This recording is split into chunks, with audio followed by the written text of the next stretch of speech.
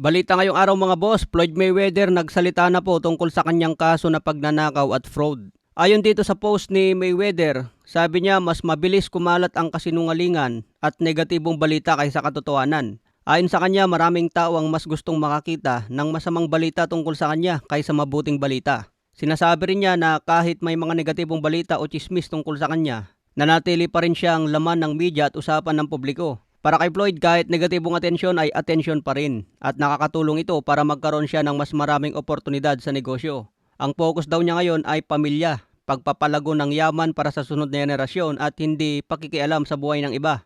Sa uli, parang sinasabi niya sa publiko na sige lang, mag-post pa kayo ng mga vlog at kasinungalingan tungkol sa akin. Libre niyo akong pinapasikat. Sa madaling salita mga boss, pinapakita ni Mayweather na hindi siya apektado sa mga negatibong balita at ginagamit pa niyang atensyon bilang paraan para manatiling sikat at kumikita. Ayan mga boss ang laman sa post ni Floyd Mayweather. Kahit maraming lumalabas na balita tungkol sa kanyang mga kaso, hindi pa rin siya apektado.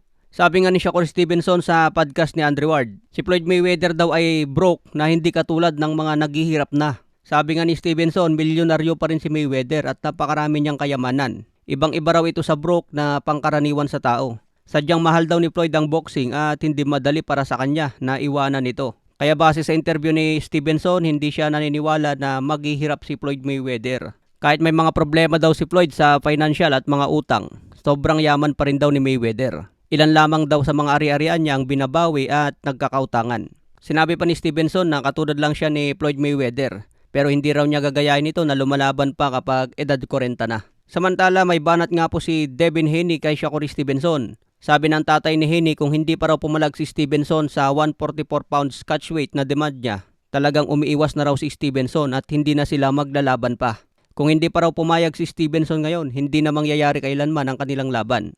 Nagpasya raw si Devin Haney na unahin si Shakur Stevenson bago si Keyshawn Davis. Kaya kailangan pumalag na raw si Stevenson ngayon sa 144 pounds catchweight.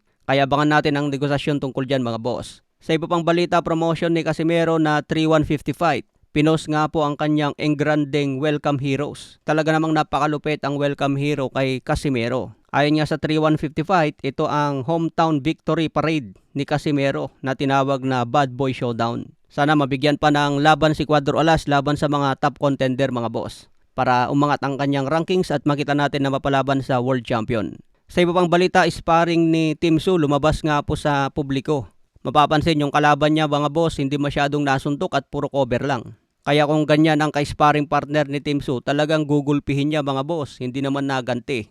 Kaya abangan natin ang kanilang bakbakan ngayon. Mag-message lang sa mga gusto tumaya. Okay mga boss, follow for more updates.